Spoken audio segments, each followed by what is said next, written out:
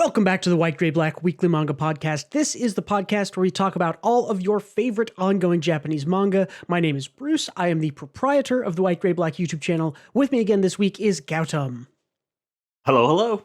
This week we have another wave of brand new Weekly Shonen Jump manga, starting with a Spokon, that's a sports manga, called Green Green Greens, which is all about golf. We're also going to talk about another new sports manga where a vampire plays shogi called Ban-O. And we'll finish it off with our winter quarter discussion of One Piece. That's up to chapter 1100, so stick around.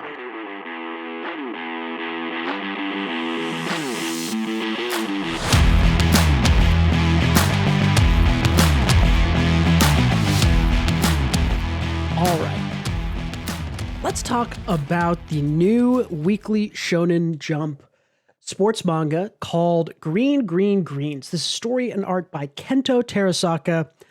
This was published on Sunday. This is chapter 1. How did you feel about this, Gautam? Because I liked this quite a bit, actually. You know, all of our sports manga today, and I guess recently, have been doing it right. Yeah. They're starting out with like a character focus, which is really perfect because I really don't care about golf or many of these sports, but Yeah, this golf, is like rugby, ice hockey, Yeah. don't care. but like making me care about the character is a perfect hook into making me care about the sport itself. And I loved Green Green Greens. I thought it was the first chapter was great. It was very solid. Yeah, What did you think? I definitely liked it a lot too. And it's interesting you said that I was trying to figure out earlier why Weekly Shonen Jump has not really had a big sports manga running in it since, I don't even know, like, was Haikyuu in Weekly Shonen Jump? I don't even know. I think that was in Shonen Yeah. Magazine. Haikyuu was in Jump, I think. Okay, then it's like Haikyuu was like the last one, and there hasn't, the modern world is less interested in sports, maybe, or here's my theory. I think they happened to be in sort of a low point, and then COVID happened, and no one could play sports for like a year and a half or 2 years. Yeah. They didn't want to publish any of those. I think because, I mean, this year the sports manga have been really good. Like MMA, which is mixed martial arts, that's a weird different sport that I have never watched really or care about. But Martial Master Asumi, MMA manga in Weekly Shonen Jump, is really good. I don't care about ice hockey, but Dogs Red, which we've talked about in the last couple of weeks, also really good. What was the other one? Oh, Rugby Rumble, which also really good. I don't care. I've never seen a rugby game in my life. I do not know the rules. I'm learning along with it. Rugby Rumble, also really good. This, Green Green Greens. I have played golf. Let's see. I've gone to putt-putt my fair share of times, and then I have played actual real golf once in my life. It was fun. But you've gone to a one of the batting ranges, right? Like I've never So I've never been to like what's the big one? Top Golf. Top Golf. Is what the one near us is called. Yeah. Yeah. No, I've never been there. People say it's fun, but no, I have no attachment to any of these sports. But I think like all 4 of these sports manga this year, kind of in the second half, have been really good. Like I am fully into all of. Like they're all in the sort of top half of stuff that's come out this year for me. Yeah, me too. And your mention of COVID, I think that's spot on. I didn't even think about that, but yeah, like if you think about Yuru Camp, right? Like camping supplies, all that shit, all those sales went up astronomically after the anime came out. Something you can do by yourself. Yeah, something you can do or with a small group of people that doesn't, not have to go in public for it. So yeah. And the fact is you couldn't play a lot of these sports during COVID, but the manga markets the sport and the sport markets the manga. So it's like synergistic in that way. And now it's possible again. So this is the time of sports anime. Yeah, let's talk a little bit about chapter 1. Just go over it. Sure. We meet our main character, who is a second-year high school student, Haku Yaisaki. He's shown, and I think this is good foreshadowing for later, he's shown to be like a pretty athletic guy, though he isn't, I think, in any sports clubs, who kind of surrounds himself with other athletes. I think one of his friends is like a swimming champ. Another one of his friends he meets up with later we see is like is getting scattered by baseball. And he kind of positions himself as the like, I'm going to be the guy who was friends with all the stars, like, oh, I knew that guy growing up. And that's kind of Haku's claim to fame here. We also, I will say, for the appeal of the manga, This is like page 4 or something. The author is just like, I'm just going to draw the beautiful girl main character in a swimsuit dripping wet. And you know what? Weekly Shonen Jump is for 14-year-old boys, and this keeps your reader's eyes on the page, in my opinion. So this is very smart. True, and I think, and not to get ahead of ourselves, I think she's a good character. Like she is, both of them are great. Yeah. When I was first reading this, I got to this page and I was like, okay, well, I guess maybe it's going to be this kind of thing where, you know, the girl's going to be, you know, sexualized or whatever. But no, she's like a really interesting character the rest of the chapter. But I also think like this is something maybe that Tenmaku Cinema missed out on, right? Like the Tenmaku Cinema guys were the duo who did Shokugeki no Soma, which is a very ecchi series. And then Tenmaku just didn't have any of that. This author is, I think this is a smart panel. I hate to be like, oh, drawing an attractive girl. Of course it's smart. But like, drop this early on. And again, you've got people interested. You go, oh, I want to see more of her in that situation. So, and then the author's kind of like, okay, we don't really see much of that. We get kind of more character development. These two characters meet. I've forgotten her name, but she Oga. Yeah. And we learn later that she is a competitive golfer, and that's what she wants to do. They're kind of both called into the principal's office or the teacher's office to talk about like, hey, let's talk about what you plan to do with your life, which is this kind of stereotypical anime manga. I'm sure it's a high school thing that people in Japan actually do. I never had to do this in high school. Did you ever have to do this? Like, tell us what you plan to do.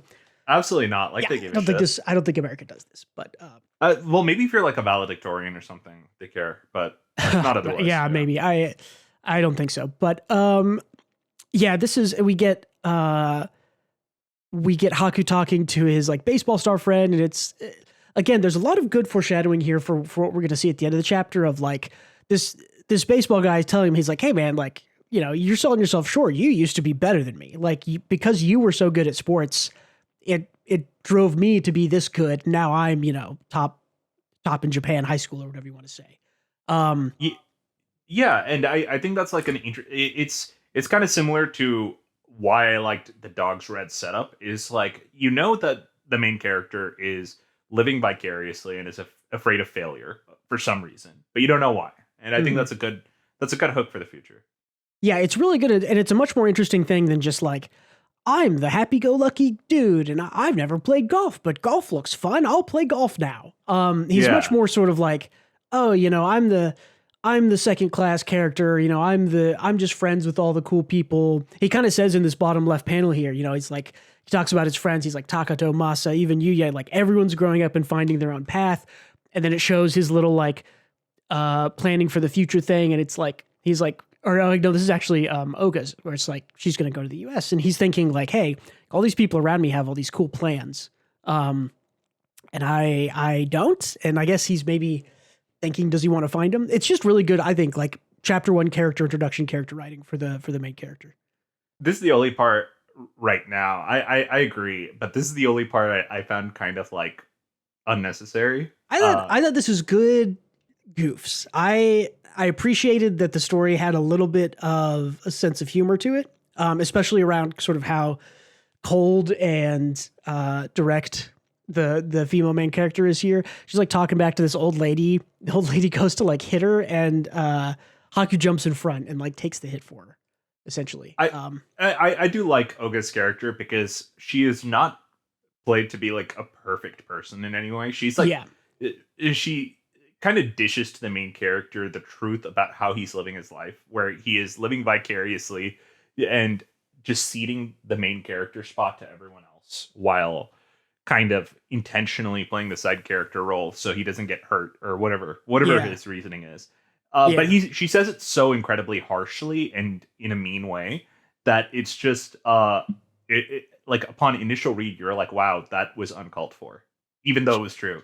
And then she apologizes for it later. I like that, you know? It's a really good example, and I bring this up a lot if you listen to the podcast, but the sort of those three character things of like protagonism, like protagging, right? Going out, taking action, and then sympathy and like skill or competency, right? And the cool thing in this chapter is that usually in almost all of these sports manga, the character's competency at the sport starts low and goes up. That's kind of a classic thing. Or it starts, medium and in the end they get better. Or they start, maybe they start that they're really good, but they realize that the greater world has even more skilled people, right? That's kind of what Haiku kind of does that with its two main characters, where they are really skilled in very specific areas, but they learn pretty quickly that everyone else around them is also really good, so they have to get better. Yeah, and I suppose more so what I liked is that usually these characters that spur on other characters are just correct in their analysis and their reads. And Oga was correct here, but she was so exceedingly harsh that it was unlikable initially. And I think that's pretty bold to make one of your main characters just exceedingly harsh, even though she's right. Yeah, I mean, I like her sort of cold beauty kind of stereotype character. But I think the thing that you mentioned earlier that I was going to go back to was that I think that it's interesting to have a character call out your main character for not pro-tagging, for not going out and taking action, for saying like, hey man, like you might have been competent, you might be sympathetic, but you're not going out and taking action and doing something. And she's literally saying like, I am like, cause she wrote down like, I'm gonna go to the US, I'm gonna be a golfer. I know what my plan is. I'm taking action. I like when characters do that, when they call out like, hey, it literally is telling us now that the main character is lacking in this protagonism, in this action taking sort of character trait. And that's probably what he's going to start building up. And he's going to go get it. He's going to play golf, obviously. So I like that a lot. The character calling out that sort of missing trait there.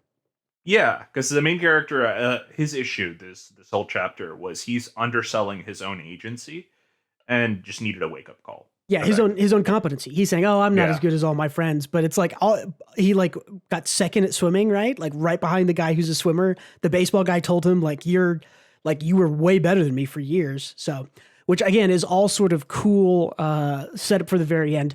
I also really say that the action paneling in this, when Oga swings her golf club, like this is excellent. This is expertly crafted. You're following sort of her backswing. And her swinging through, her hitting the ball, and really good panel, really exciting, sort of good actiony stuff here. And I like that the golf ball turns into like a water droplet bouncing off like the like in the page before this one at the very bottom. Yeah. All very good, all good stuff. Yeah, and I think it was some of the comments on Reddit that I was reading where there were some golf people in there and they were like, oh yeah, like because she swings this way and pivots like this guy again. And I think this is true for all of these sports things we've seen for MMA, for Dogs Red, for Rugby Rumble, and now for Green Greens, that clearly the authors know something about their sport that they're writing. So that, which seems like a prerequisite, but you'd be surprised how many people will try to write things that they don't know and get pretty quickly called out. And when it's something as real as a sport, I think you really have to know it. So it's really I think cool to see. People who don't know probably just lean into the superpowers of the sports. Like Kuroko no Basket versus versus Slam Dunk. Yeah.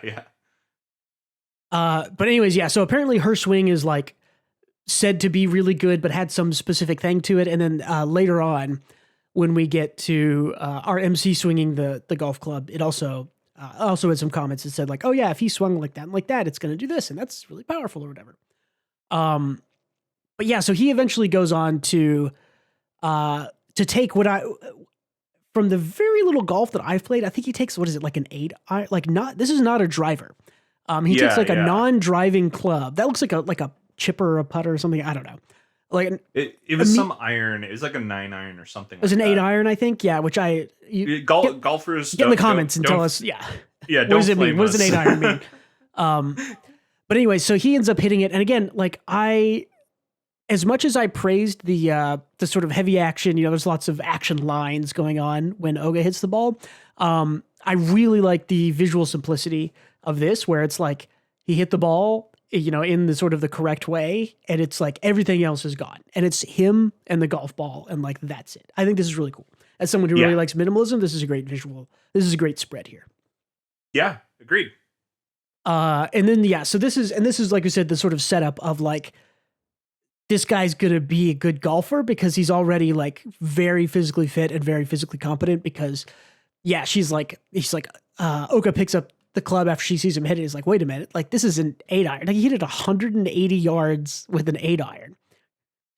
And she says like, okay, what is it? I managed 145 yards with an 8-iron. That would be pretty respectable distance for a male golfer. For someone who's never played to manage 180 yards with an 8-iron, how? Natural ability is like, obviously, he just happened to hit it perfectly. He just happened to demonstrate 150% of his potential on a fluke. And she's like, that's not even funny. It's like, golf isn't that simple. So I like how, while kind of complimenting this guy's stroke of quote unquote luck, which she even realizes it's not luck, she also casually hits the male batting average for an 8-iron. Yeah. As proof that she can also, like, as a petite woman, she's also keeping up with a respectable distance for an average male golfer. That's hype too. It just shows that both of these guys both of these characters are in completely different ballparks than. Yeah. Well, and I mean, and it's great. It's just really good character building overall because it shows okay, she has vast knowledge about golfing, right? She knows how far she can hit it. She knows what the average male golfer hits with what specific kind of club. You know, she knows that what he hit was 150th percentile.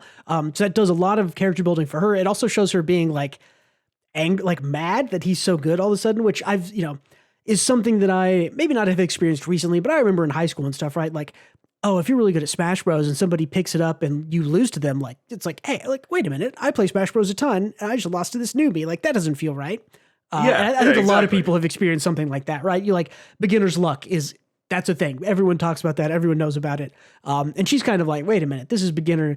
I think she's sort of trying to tell herself, oh, this is beginner's luck. But I think we've been shown again with all this foreshadowing that this guy is like an uber athlete. He just hasn't like picked a sport, or he's been sort of like second place in all these different sports things. And so maybe he's finally going to find his thing where it's like golf is the thing he chooses. So yeah, it's one of those things where you pour your blood, sweat, and tears into something, and someone does it casually and does it in better one, than right? you. Yeah.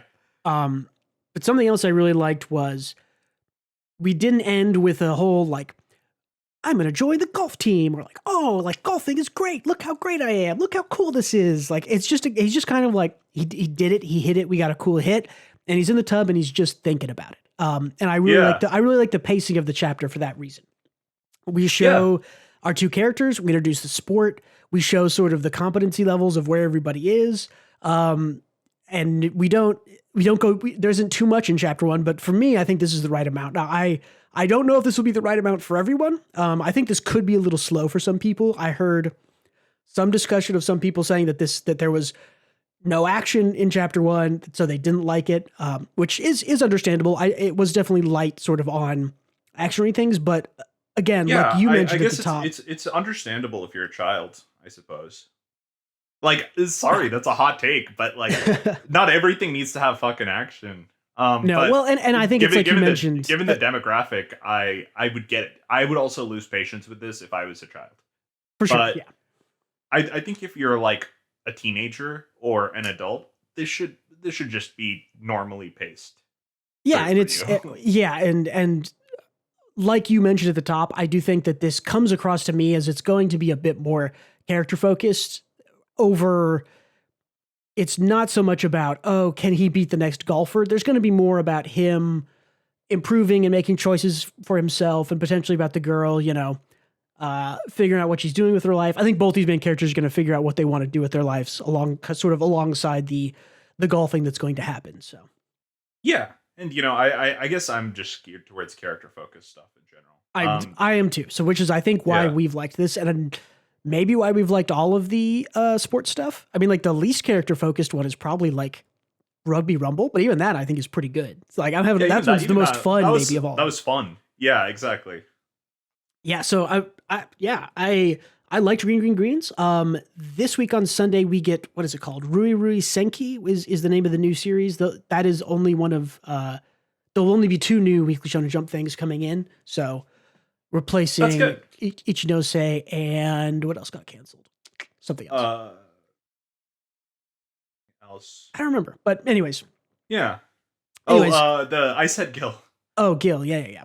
We forgot about Gil again, bro. That's the most.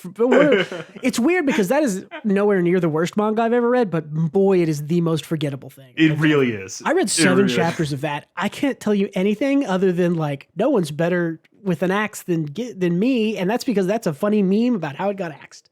But yeah, I'm really excited for the sort of, and this is weird because I'm like, I don't know about you, Gatum, but I'm not really a sports guy. Like I watched a little bit of esports, 8-10 years ago. I watch a tiny bit of it now.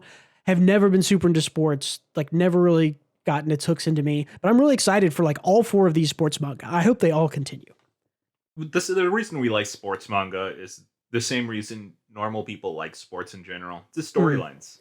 Exactly. And this one has an interesting start. So we'll see where it goes. Hopefully it keeps up. Yeah, I hope it can keep it up. I'm very curious about chapter 2 and on here because this was a different chapter 1 than I expected. So I'm not sure where it's going to go exactly. So excited to keep reading it. Yeah, me too. Cool. All right, let's go a little bit more.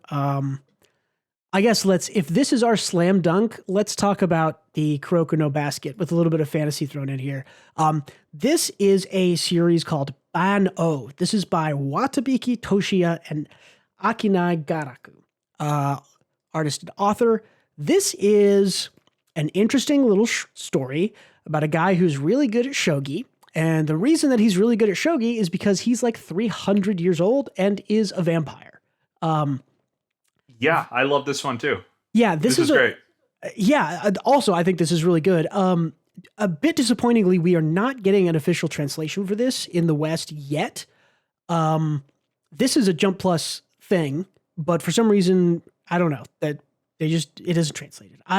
My guess is this is going to get really popular and we'll get a catch-up translation, sort of like Kindergarten Wars did, maybe 20 or 30 chapters in. I think this is already up to like 20 or something chapters. So, but yeah, we got I don't fan know. translations. So I hope we see an official, but this is like a slice of life shogi manga. So I have no idea if it pops off or not, but I thought it was very interesting. Super interesting.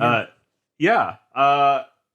I loved a lot about it. It's pretty chill. It's a slice of life about a vampire that is very good at shogi, not because he is like a genius or incredibly talented, but because he's had like 300 years to play shogi. Exactly. Yeah. There's a really interesting, so eventually the first chapter just kind of goes like, it shows him at his local shogi club. All the kids kind of love him. I think there's a panel of that somewhere in here. Yeah. The panel of the kids loving him is right after he drinks like a gallon of pig's blood. And it says, hey, this man is a vampire. Did you read just the first chapter or did you catch up? I think there's 4 fan translations. I only got to read the first one. Okay. No big deal. But essentially the plot is he's really good at shogi, but he never does competition, right? He plays with his club and everyone knows he's like amazing.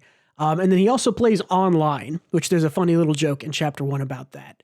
I love that. That was a great little... this is super good, yeah. He mentions that he got much better in the last 10 years than the other 290 years because of online shogi. And he could just play strong opponents in his ELO bracket nonstop. Yeah. And he's sort of like famous. And I don't think I have all the panels necessarily, but it's cool in chapter 1. It's good storytelling. It shows him when he's at his apartment at home. It'll show him on his computer, with a voiceover, but doesn't really tell you what he's doing. It hints at the existence. Let me see. Do I have that panel in here? Yes.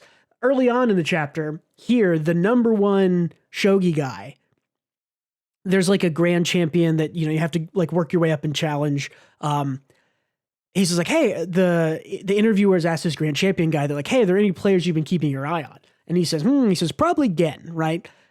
And it's like a name I'm not familiar with. He's like, he's only plays online shogi, but he has a very unique play style. And then immediately after that, we see our main character drinking pig's blood, says he's a vampire. Again, lots of good storytelling here. So our main character is Sukiyama, is that his name? Tsukiyami. Yeah, Tsukiyama. Tsukiyama. He is Gen, which again, good storytelling kind of reveals that to us. This really well-known high-ranked player is like, oh, I'm going to stream and show off this new shogi app. They get on the app and they immediately match against Gen, and they're like, oh god. And they get like the floor wiped, and Tsukiyama is just like, this is boring. And this I think this guy's a 6th Dan or a 5th Dan or something. There's rankings are like all the way up to. Oh, is that a guy? Is it a guy or a girl? I don't remember. I think it's a girl. I think it's a girl. Yeah, I think it's a girl. But yeah, But I do love Gen's commentary on it afterwards, is where he completely slaughters her. Mm-hmm. But he's like, God damn, she was fucking good. Oh, she's only been playing 20 years and she's this good. It's like, I love that commentary because it seems like an absolute slam. And usually in these vampire stories, they like are condescending or look down upon exactly. humanity. Yeah. But here it's like, oh, I had 300 years to get as good as I am. This person is almost as good in 20. Holy shit. It's really cool. It reminds me a little bit of Frieren a little bit, where she's like, where Frieren has had thousands of years to practice her magic, but Fern comes along and is like better at some things or good, you know, in 20, again, in like 20 or 30 years. So I do appreciate that humanity's strong suit in all of these stories about long-lived creatures is that they are highly adaptable, because it's true. But yeah, anyway, that I love it. Do you think he has a unique playstyle, or do you think he has a very traditional playstyle that isn't played anymore? So I think a little bit of spoilers for the future chapters. It talks about this a little bit. It talks about how he uses strategies that have been like quote unquote like dead for like 50 years, where it's like, oh, people used to like, I know a little bit more about chess than shogi. I don't actually know how to play shogi. I know it's very similar to chess, but also slightly different. But there's certain openings that it's sort of like, oh yeah, you know, 20 or 30 years ago, this was accepted as like, you know, these were the best 4 openings. And now it's, you know, a different 3 or 4, or, you know, 3 of the 4 remain. The specialty it talks about with Gen, with the main character, is that he like will use strategies that are really old that nobody practices against anymore, or that nobody remembers. Good. And they're like, which is like, why is this guy doing stuff from like the 1950s or the 1940s instead of like modern? He's not playing modern shogi. He's playing any type of shogi he chooses to, right? He can play the old shogi. He can play the new stuff. He can play stuff from hundreds of years ago.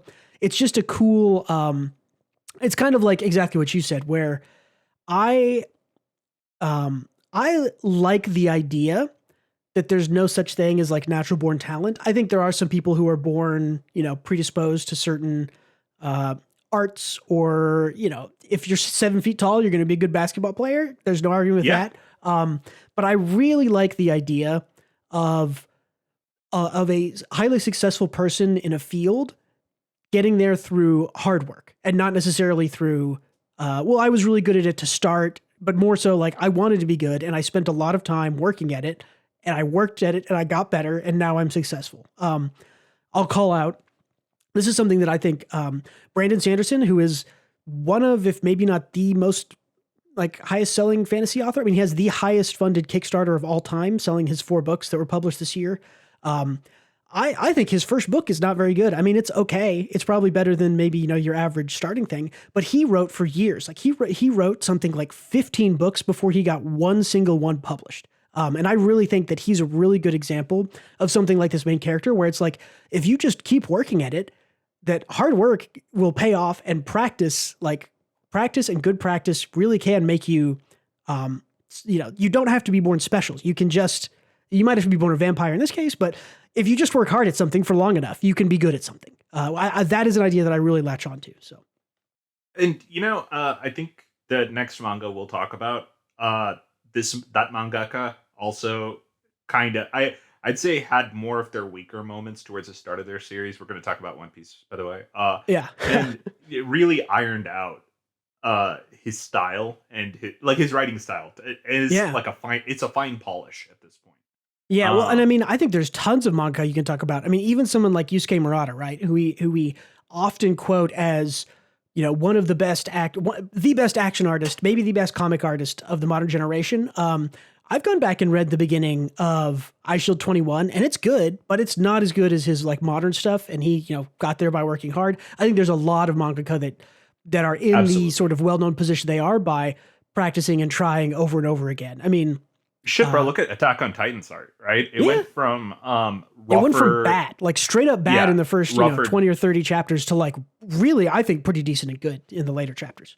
It turned into something competent and professional, because like at the beginning we were in it for the story, and by the end the art was actually good, you know. Yeah. So And I do think that, yeah, for Attack on Titan specifically, he was always really good at paneling and staging and spreads. And so there was some good art talents there. But yeah, the individual sort of pencils and stuff were not there. I'm like one last example. Tatsuki Fujimoto, right, published what, like 10 one-shots, wrote Fire Punch, which had, a medium amount of success. And now, he authors Chainsaw Man, which is easily one of the most successful shonen of the last 5 or 10 years. Look Back and what's the other one? And Goodbye Eri both won like tons and tons of awards when they came out.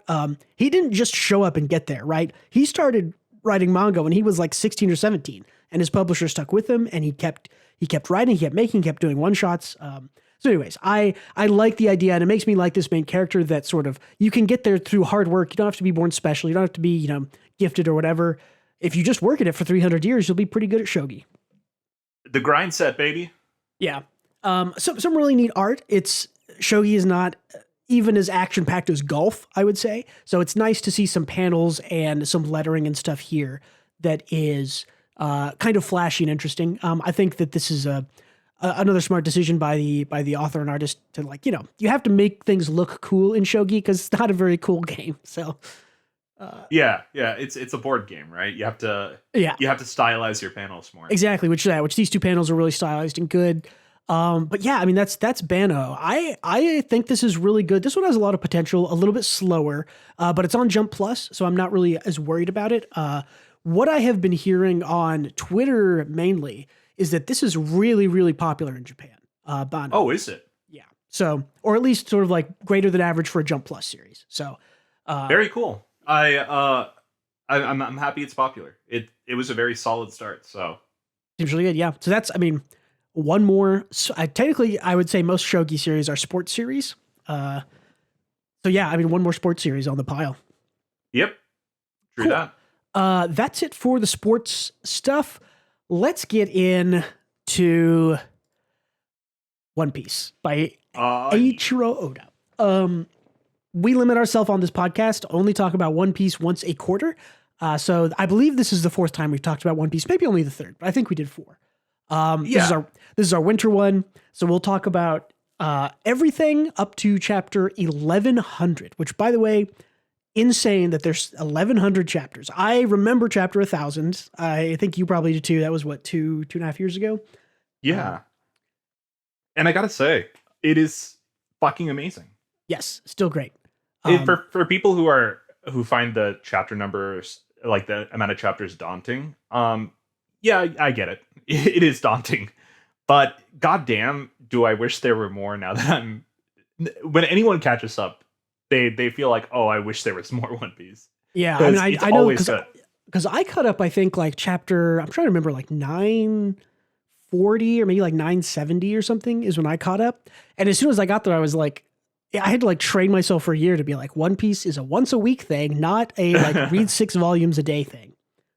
Yeah, for sure. Yeah, but you're absolutely right. Think of the greatest media thing you've ever consumed that had an end, and you say, man, I wish there was more. That's One Piece for a lot of people.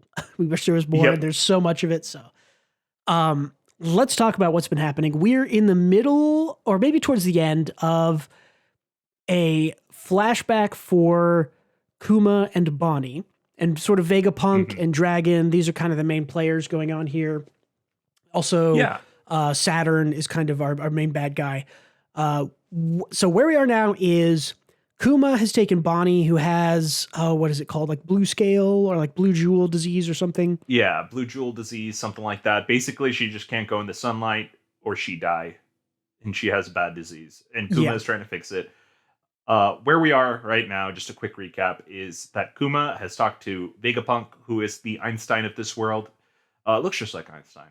And negotiated that if he is the subject for, if they use his genetic material, because he's built like a fucking tank, to make weapons for, like, human weapons for the world government, that Vegapunk will fix Bonnie or cure her disease. And he agreed. But since he's a revolutionary and a pirate, the government, this chapter, said, hey, that is not okay. First of all, Vegapunk.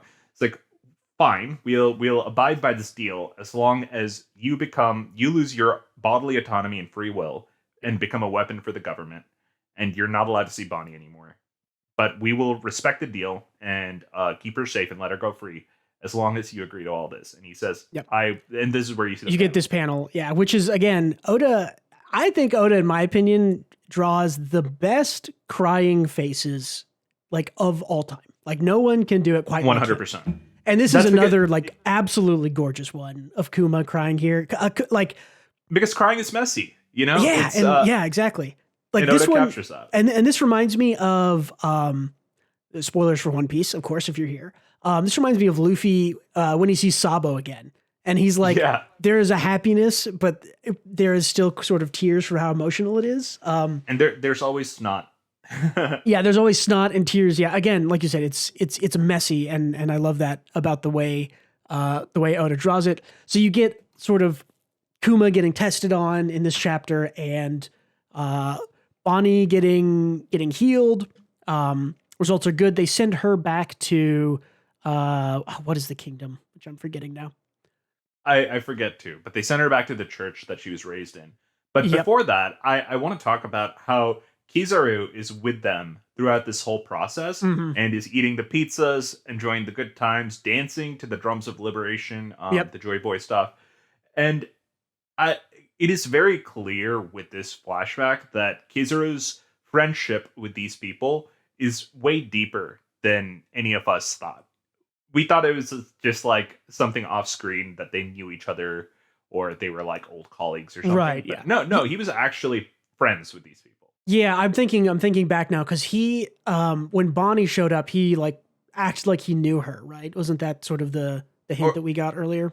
And Sentamaru was like, "Hey, pops," it's like, "You're not going to hurt Gramps," blah blah blah. It's like, they were, and Kizaru was not happy about it, and he's like, "This is my job." It's like you guys are obstructing justice. This is my job. I got to do this, kind of a thing. So while he wasn't happy about it, he did what he had to do, but I didn't think that he was actually pals. You know, I thought this was just like an old colleagues, and he'd rather not do this, like akin to his relationship with Garp or something. You know, right? Well, and I've always felt like Kizaru, and then who's the blind guy? The blind admiral, purple something, Tiger Fujitora. Fujitora, yeah. I've always felt like those two were the ones that were going to be that if two of the sort of they're these vice admirals, right? They are admirals. Admirals. If any of the admirals were going to sort of swap sides or maybe like be a little bit more good leaning, those are the two that I generally thought like, okay, these guys seem like they're not all bad, right? The way that Green Bull and the Lava do. Kind of, yeah. I thought Kizaru wouldn't get any development. I thought he would just be like one of the bad guys because he had like a constant shit-eating smug grin on his face. I thought he was just like a kind of a more so a meme admiral where he would just show up and fuck shit up. But it's cool. Like we're actually getting stuff for him. I don't know about you, Bruce. I think he 100% flips over to. He's the most likely to be a flipper. Side, we talked about, I definitely think Fujitora and Kizaru. My prediction is that there will be some, I don't know if it will be like a moment later in the series or maybe like a sort of wave of slow building. The sort of trajectory of Luffy and the Celestial Dragons is coming to a head, and Luffy is sort of gathering forces unintentionally, mostly, to kind of go and fight against the Celestial Dragons. That's what I'm feeling. You're right. Unintentionally is so funny because it's true, but yeah, it's like he isn't. His quest is not to gather all these people to fight the government. That's not really what he's doing. He sees injustice or slavery or unfreedom, and he fights against it. And when he does, all those people join him and will follow him to the ends of the earth, essentially. Yeah, exactly. He's just on his adventure, and he does like he pulls over his car to stop like crimes he sees, and then he keeps going. That's a good.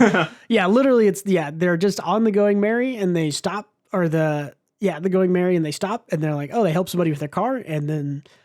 Yeah, but but anyways, like I was saying, part of me thinks that there might be like a single moment where it'll be like, okay, all of the people who are in the Marines will see the Celestial Dragons do something bad or something will be revealed, and then you'll sort of get a split.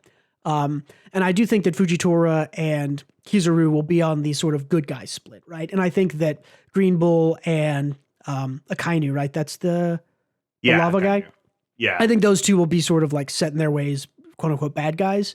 So it's interesting, right? Because Kizaru is aware that all of these guys are Satan, because the Satan circle appeared a few chapters ago and he got summoned. Kizaru is aware of all this. So I wonder when that split will happen to him. Yeah, I wonder when he gets pushed too far. And this brings up, okay, last time we talked about One Piece on the pod, do you remember we speculated, I think it was about who was a member of Sword? Like, is Garp in Sword? Who's the ice guy? Aokiji.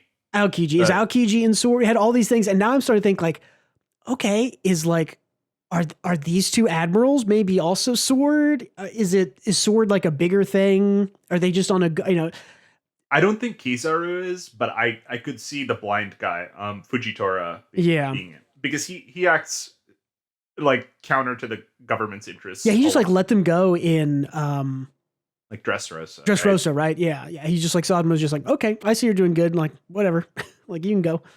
That's what always struck me as sort of like, oh, he just like didn't follow the world government's orders, which makes me wonder how Kizaru, when we get back to sort of current day, how he's going to act going forward, because part of me thinks that they might be characters who are like, well, if they let somebody else do this job, they're going to be all bad. But if I do it, I can kind of temper the bad things that happen and do things my way, which I think is a little bit more justicey. That's kind of the type of characters they strike me as, where it's like, yes, I'll be an admiral. Yes, I'll do what they tell me. But, like I can do it in my way, and I can, lessen the evils that happen and be as good as I can in kind of a bad situation.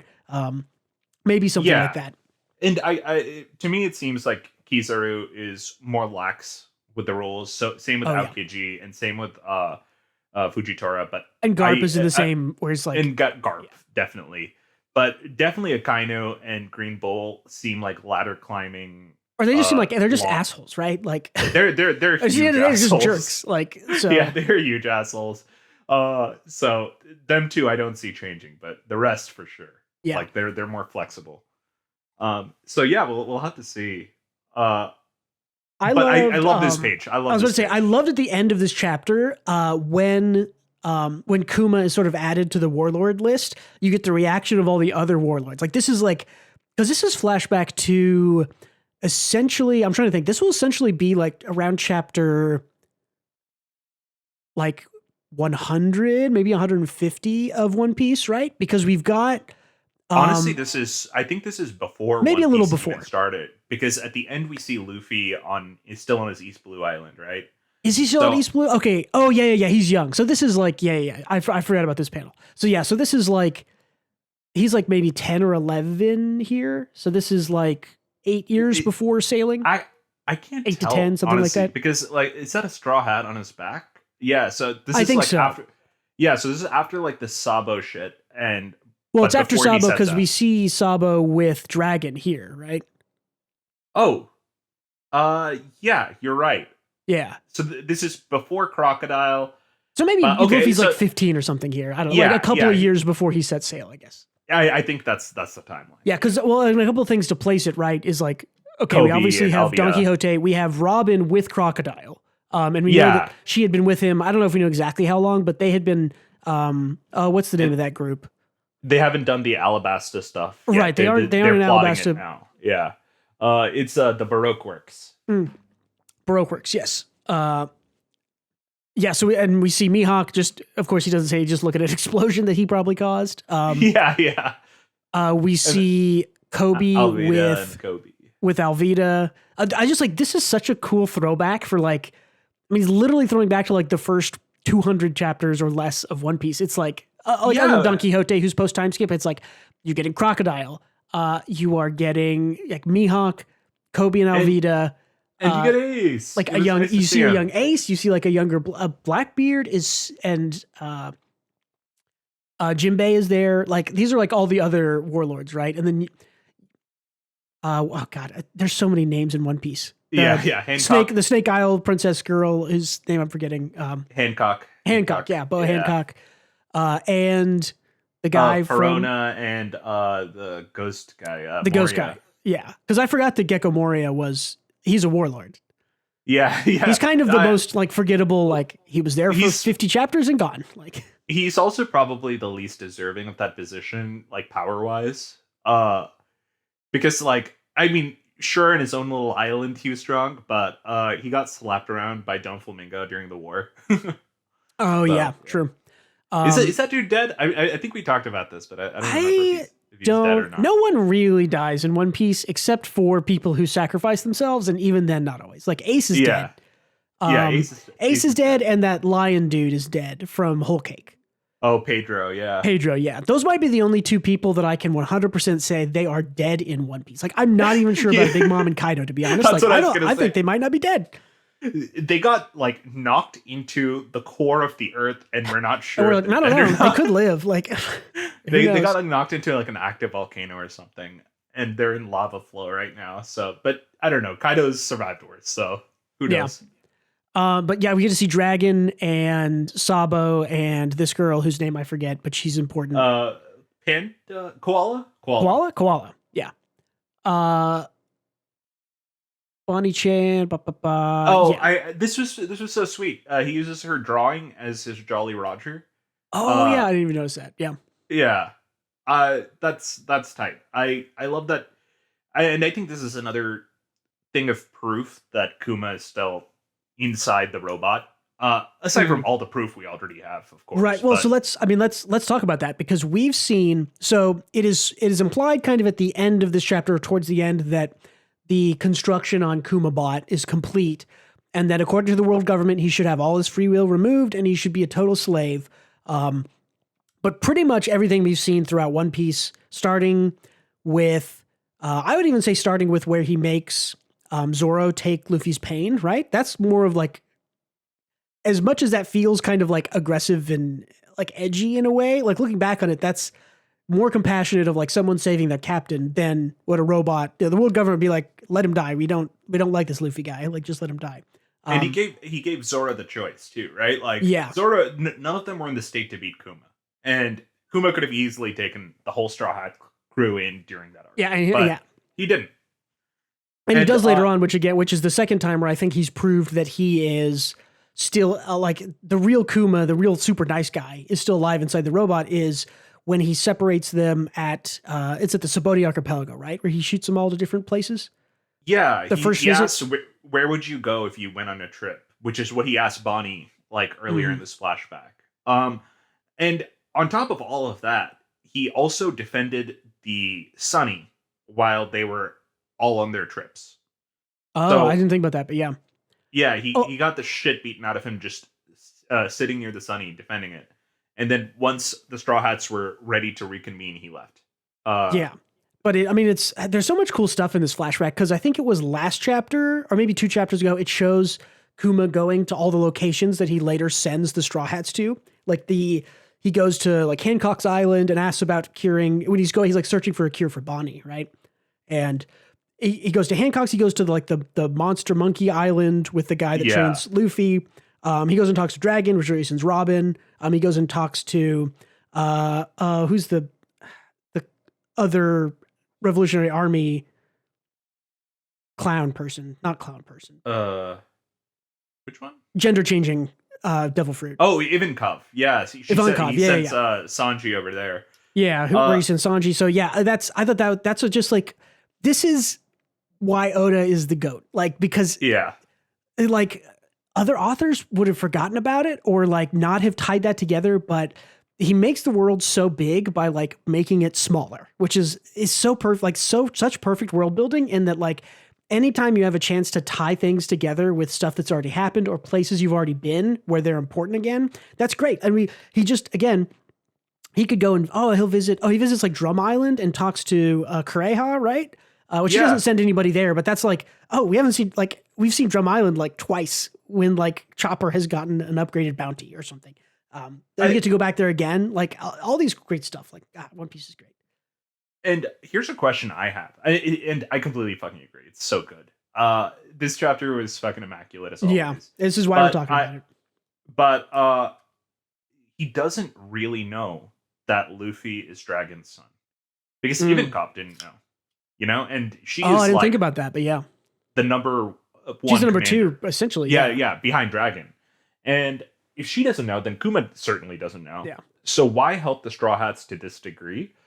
I have to assume it's because he sees aspects of Joy Boy and Luffy. I was about to say, I think his Buccaneer blood past history with his dad showing him the joy and stuff. I think that Kuma is able to recognize, like, even if maybe he doesn't necessarily recognize, like, this is Joy Boy, but he says, this guy reminds me of the hero from the stories I grew up on, and I'm going to help him because that means he's a good person.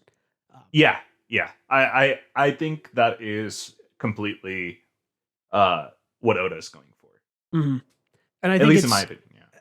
I wonder. So, okay, let's think about where we are in the present day, right? Because one of the last things that happened in present day was Bonnie shows up, stabs Saturn, is bawling, and she had touched. There was a pawpaw bubble in Vegapunk's lab on Egghead that Bonnie touched. So what I'm assuming is that this flashback is what Bonnie is saw or is seeing, right?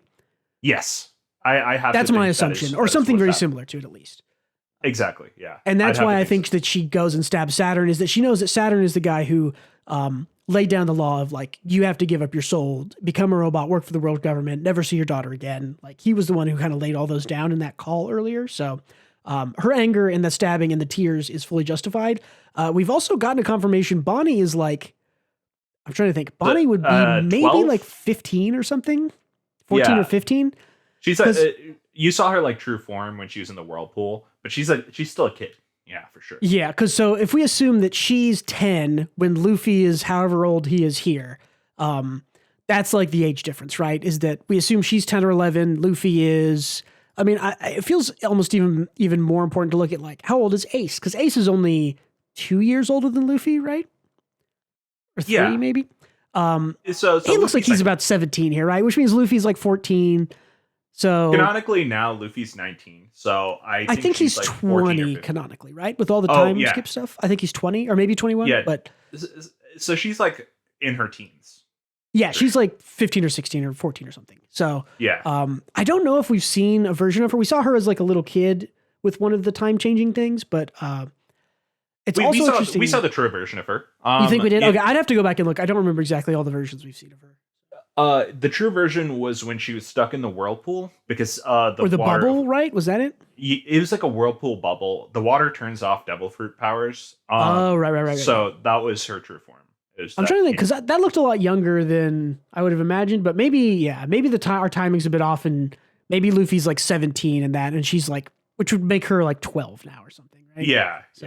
Yeah. She's approximately what we said, but yeah, effectively she's still a kid. Yeah, for sure. Which is a lot why of everyone was saying, like, Vegapunk was like, she's just a kid, don't hurt her, kind of. Yeah. Well, and a lot of people had the theory about this even before then, like, I think because of the scene you mentioned where she's like, the bubble turns off. Shit, powers, dude, and she's a kid. I think, I think even you mentioned this to me, and I was like, nah, it's something else. She's using it to protect herself, or I don't know.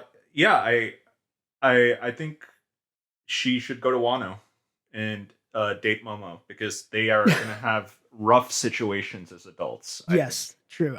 It's also interesting how we don't know how Bonnie got her devil fruit. Really, she just like had it one day. And I don't know if they're going to explain that or not. I wonder if it's something that like maybe her mom gave her, or I'm assuming it's something Vegapunk.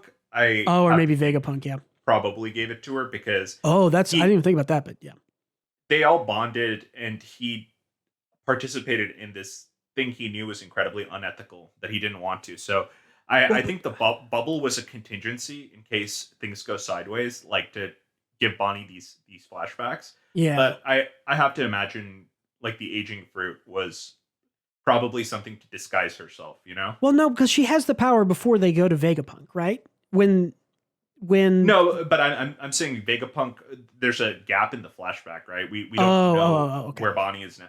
I have to guess that Oh wait, no, she did have it before. She had it before because they're just like playing around before Kuma And she even turned into sails to an go old ask lady. about it, and she turns into like a young, yeah, like an older girl or a younger girl or Huh. whatever. So Yeah, I don't know how she got it. Maybe it doesn't matter, but yeah, I like don't know. maybe I may not Oda explain doesn't it, go but into it, but yeah, curious. my guess on that is Dragon. I think the Dragon is a master puppeteer behind, and he maybe sees important like this is Kuma's daughter, even though I guess technically no blood shared. That maybe he's Do you going to be think important. Dragon is smart? Like, do you think he's like a I think kind we of are going okay. I would love to talk about Dragon. Literally the most interesting character in One Piece to me right now, and like we've gotten more Dragon in the past 10 or so chapters than we've ever gotten before. I think Dragon is probably a dumbass. Oh, man, okay.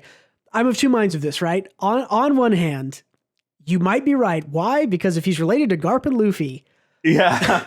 that kind of sets you in the area of probably a big dumbass. And on top of that, it's also because it's a very good gag to have this serious looking tattooed mysterious character leading the biggest rebel force of all time just be one of the Luffy's, you know, Just being not one of know the anything. monkey. Yeah. Because he also like, yeah, I don't know. I'm kind of more of the opinion that he is probably, what is it? They'll say like, oh, you know, that gene skips a generation or whatever. I think this is a skip generation thing, right? Because I think that imagine Garp, this like goofy, lovable food eating guy having a son who is like so dead serious about everything. Yeah.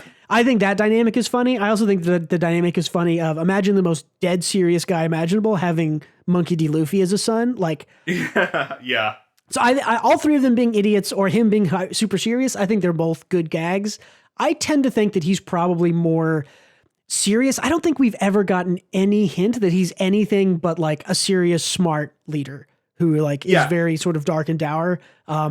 I feel like it would have leaked through at some point. We don't know much about his actual personality, right? Yeah, we don't. I mean, we see him like drinking and laughing a little bit with Kuma, but nothing like super over the top. So yeah, I don't know. I can't wait to like a part where Luffy meets Dragon because I know, man. It's gonna be so anticlimactic in the best way, where Luffy just doesn't care. Yeah, well, and it kind of reminds me actually, honestly, of like the live action thing where the end of one of those episodes, Garp is chasing Luffy and he looks back and he's just like, Grandpa? Like, I like that reveal. And I think because from what I understand, Luffy has never met Dragon, right? Or at least not while he was like conscious, like, or, you know, above the age of 3 or whatever. He didn't even know he had a dad. Yeah. Okay. Like, yeah, okay, it's the perfect name. Yeah, no, it was after Water 7 and Garp, Luffy, and Garp like meet up again, and Garp's like, oh yeah, by the way, your dad is Dragon. I heard he helped you out and whatever. And Luffy was like, I have a dad, and he's like, yeah. I don't think. Well, I do think that I think we will eventually get Dragon and Luffy together. I think that when they meet, I think it will be Garp, Dragon, Luffy all like reconvening at the same time.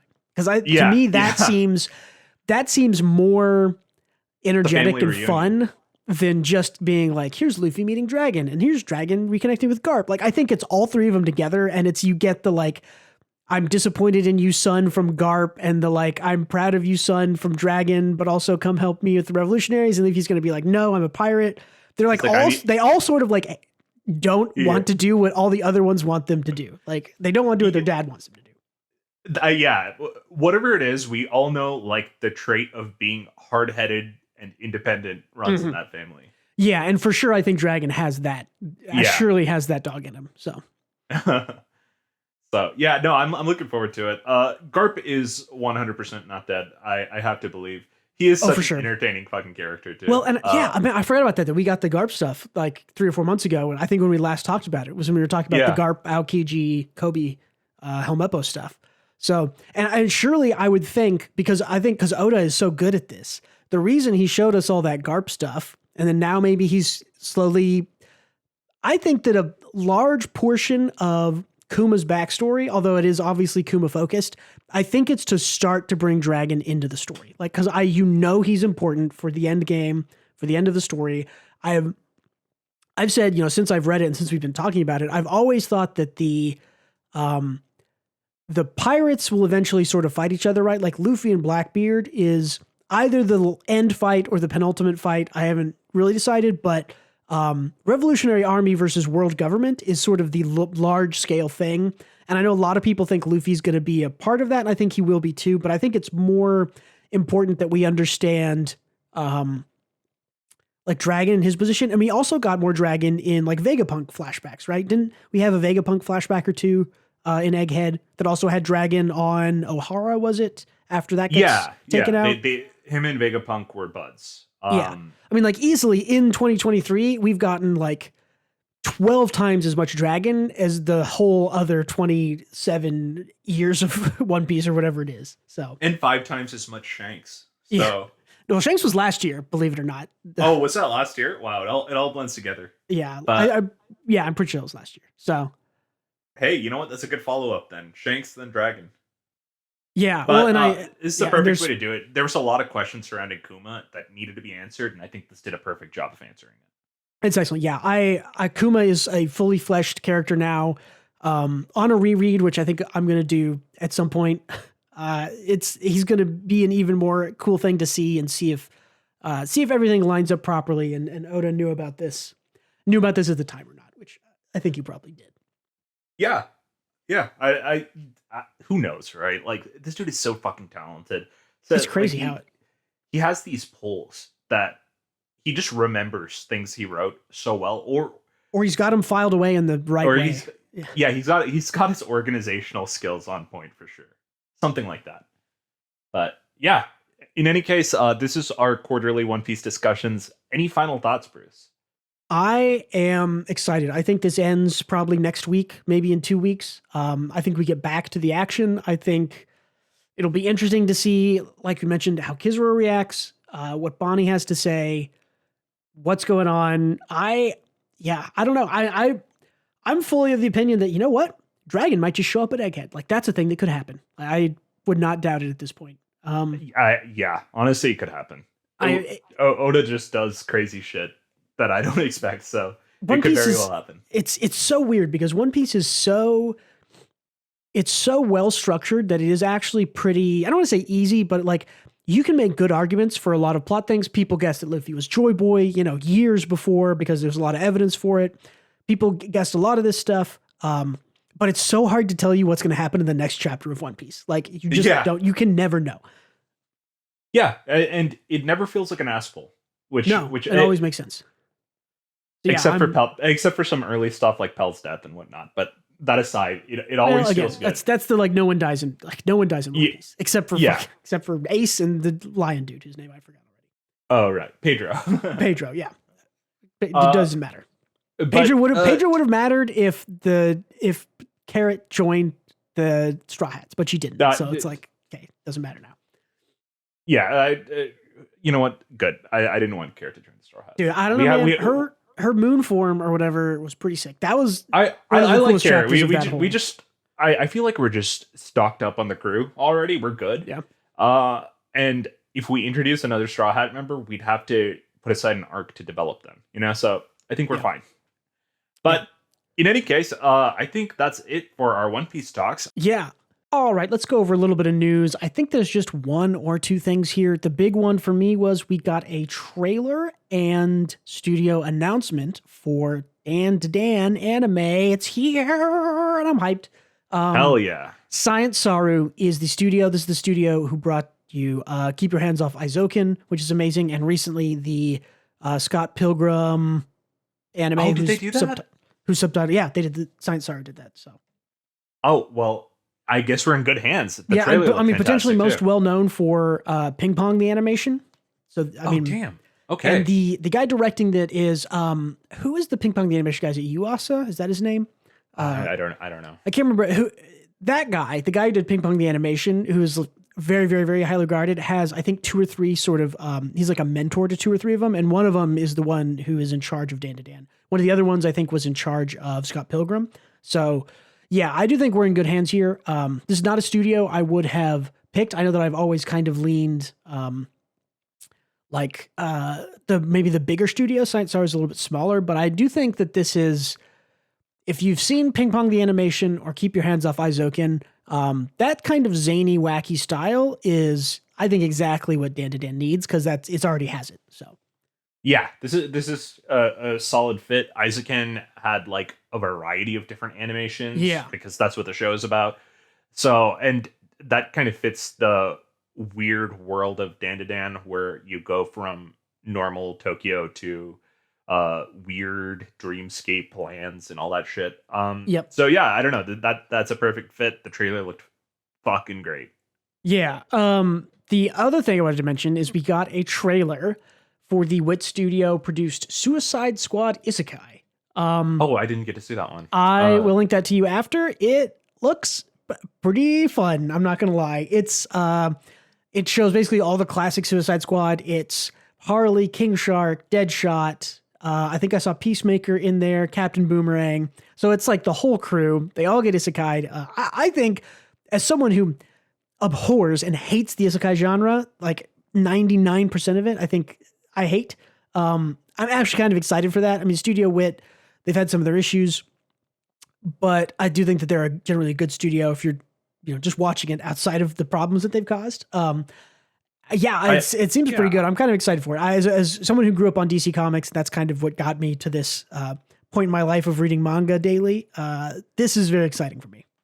I hope they keep it as irreverent and crude as like the newest Suicide Squad movie by James Gunn. Yeah, I don't know if it'll be quite as violent. It definitely does look like it's going to be more of sort of a comedy, comedy action series, I would say. As it should be. Perfect. Yeah, which again, I think is totally perfect. So I think those two anime announcements are all that I had.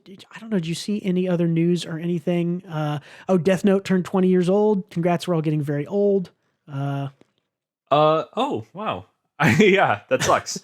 Sucks to hear. That does suck. Nothing else on my end, really. Cool. I probably had something that I just forgot, but there was one thing I wanted to bring in just because we were discussing earlier about all the sports manga stuff.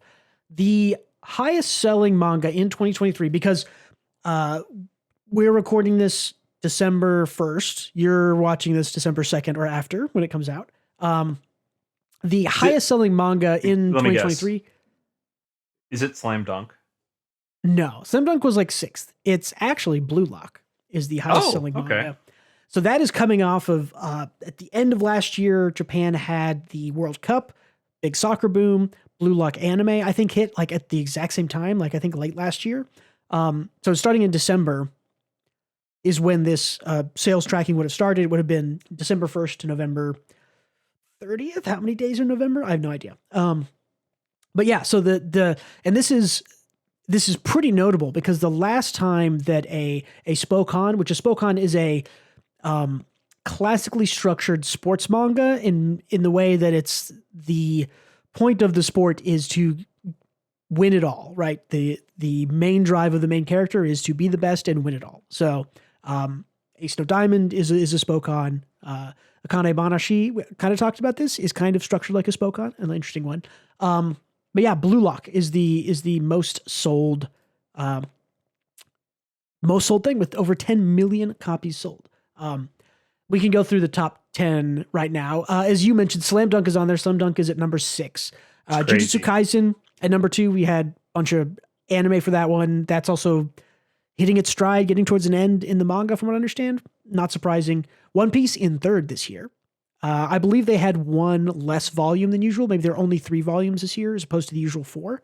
One Piece in 3rd, 7 million copies, still selling tons. Insanity, yeah. Yeah. I mean, so Blue Lock probably had like 4 or 5, no, probably 5 or 6 volumes, and One Piece has 3, and it's like, okay, still in the millions. Oshi no Ko in 4th place actually is pretty cool. Oh, that's tight. Okay. Yeah, I mean, that also had the anime this year. Chainsaw Man right behind Oshi no Ko, a little over 5 million for that one too. Still going strong, and I guess that's also coming off sort of the late anime last year. The anime, I believe, finished in December for that one, right. So people would have picked it up. Spy Family. What was the Freyrin boost like? Is it on the list? It is not on the list. It might show up next year, would be my guess. I would guess yes. Because the anime is going to boost it up, and then it's going to release volumes. It was also on hiatus for a lot of this year, remember? Yeah. I think early on in the year to help with the anime, and then later on in the year for other reasons. So, have you seen the anime? I have Any seen of it? scenes. I have not sat down to watch it. I should. It's immaculate. It's perfect. Yeah, it looks great. It is just the manga, but better for the reasons we talked about. Yeah, some of the being action that stuff the I've seen. action- Yeah, which is where when we've discussed Friar, and I've always talked the action in Friar is not that good, not really well action paneled or drawn. It's cool and it's good because the characters and the story gets you there and you're hyped to see what happens, but the actual paneling of it is not great. So that's exactly what I wanted to see from the anime. And I have seen the scenes. Yeah, I've seen music, yeah. Fern walking slowly and doing shit, and it is awesome. So Yeah, it's fucking sick. But yeah, what do we got? Spy Family at number 7, another anime thing. My Hero Academia at number 8, and then finishing off Tokyo Revengers and Kingdom at 8 and 9. So those are the most sold, the top 10 sales for manga in 2023. Got it. Yeah, and speaking of, hey, since it is the end of 2023, keep an eye out if you're still listening. We are going to have our very own manga awards show coming up in the middle of December, so don't miss that. With that, I think we are done with the news. Gautam, what have you been doing this week? Tell me what's going on here. I've been playing. I love tactics games like Fire Emblem, Advance Wars, what have you. They are all great. Final Fantasy Tactics. I've been playing Persona 5 Tactica. If you liked Persona 5, and you like tactics games, then Persona 5 Tactica is just pretty fantastic all in all.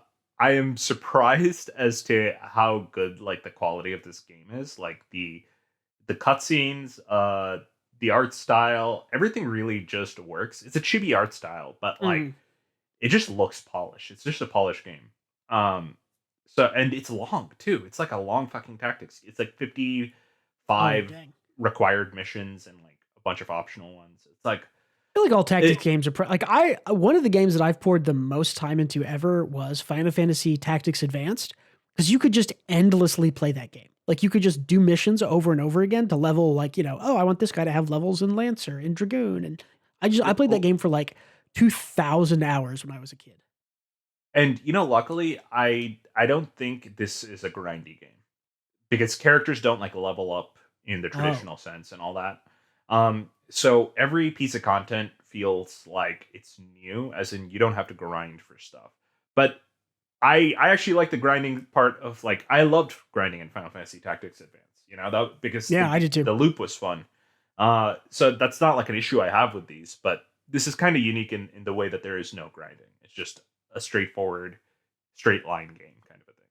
Cool. Yeah, it's cool that if you like Persona 5 and then you like any other type of game, they have a game for you. There is a Muso action version. There is Tactics. They release some other spin-offs. There's like a dating sim. There's like, they have cashed in on Persona 5. Persona 5 came out in 2016, I think, or 2017. It's like almost, it's just styling. It's just it's a great game. I mean, yeah, it's a great game. I really like Persona 5. The original. Oh, by the way, the music in it is also very good. Regular Persona 5 and this, the same like lady who's saying "You Never See It Coming." That song. That's in my Spotify random. Yeah, that's a great. It is a great like workout song. But yeah, good game. Cool. I am getting ready to visit the land of the podcast. I finally. Hell yeah. I've gotten the chance to go to Japan. I leave in like 1 week and 6 hours, or no, like 8 hours from now. So does it feel real yet? It's starting to feel really real. I knew that it was going to be late, but like today I was like, oh crap, like, do I have everything I need? And I was like, no, I do not. And I asked my friends like, hey, do I have everything I need? And they're like, oh, you might need like a neck pillow. Like I spent like $100 on Amazon like today.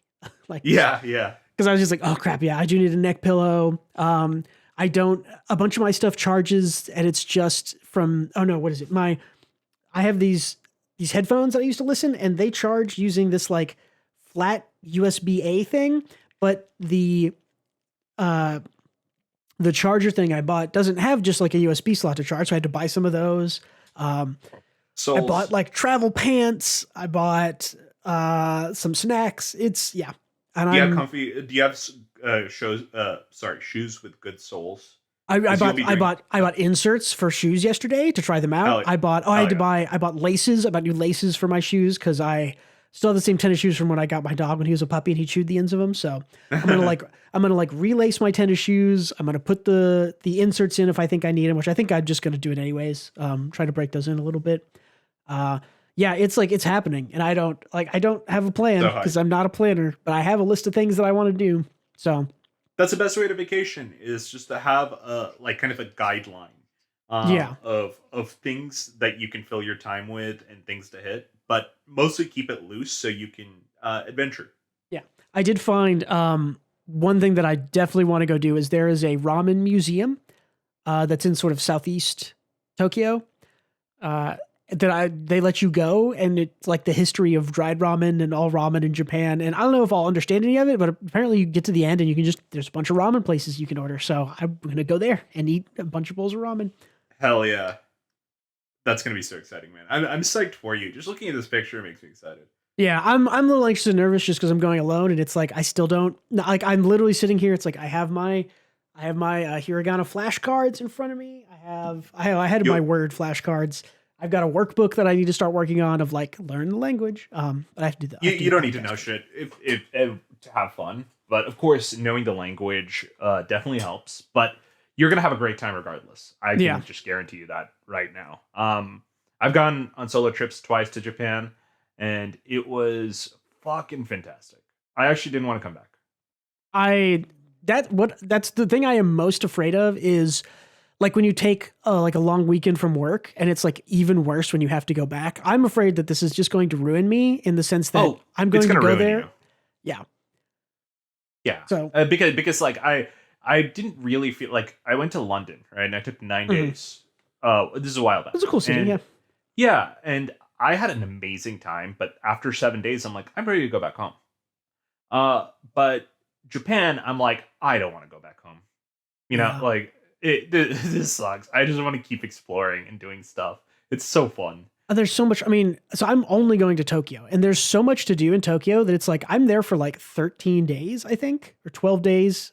And it's like there's the list of things that I could do there is like so incredibly long that there's no way. There's hike. I don't think I'm going to go see the Gundam. Like there's so many other things to do, and it's like a little out of the way for me. It's like I do kind of want to see it, but go back and see it another time. But yeah, exactly. There's infinite things for you to do. You'll have a great time. Yeah. Take a lot of pics.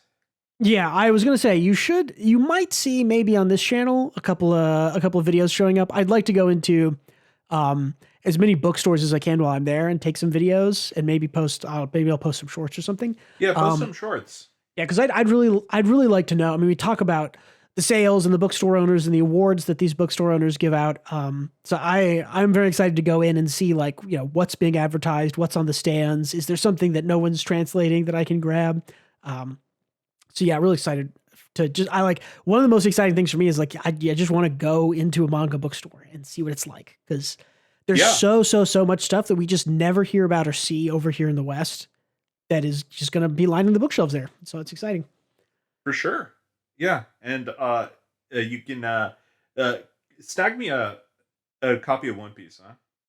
Oh, you want the most recent volume of One Piece?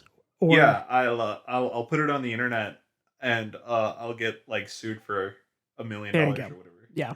Well, I'm definitely planning. I think we talked about this. Definitely planning on bringing myself back a copy of the Weekly Shonen Jump full magazine that gets published there in Japanese. But I think I'm going to get one for you too. And then just grab me one of those instead. That sounds perfect. Yeah. Yeah. So maybe we'll see. I don't know. I kind of want to try to maybe just like post some shorts and tours of stuff in there just to maybe get some people in, but who knows? We'll see. Absolutely. But that's like, this is probably also my one more thing next week, because this is like all that's going to be on my mind in the next 7 days is getting ready and making sure that I don't mess anything up here. Because it's a lot. So yeah, totally fine. My one more thing is like TFT every other week. So. Yeah, I've been playing a lot of TFT too, so we'll talk about that offline. Cool guys. Hey, thanks to all of you again for listening or watching. Don't forget to leave us feedback, leave us some comments. What's your favorite Spokon manga, sports manga? Let us know. Where do you think One Piece is going? What do you think happens? Do you think Dragon is an idiot, or do you think Dragon is a smart man? Let us know. Yeah, let us know. Yeah, we really appreciate your comments. We really appreciate you watching or listening. Check out Twitter and Patreon, linked in the description. Gautam, don't forget to tell our viewers goodbye here at the end. Goodbye, viewers, here at the end. Thank you for being with us yet again this week, and don't forget to read more manga.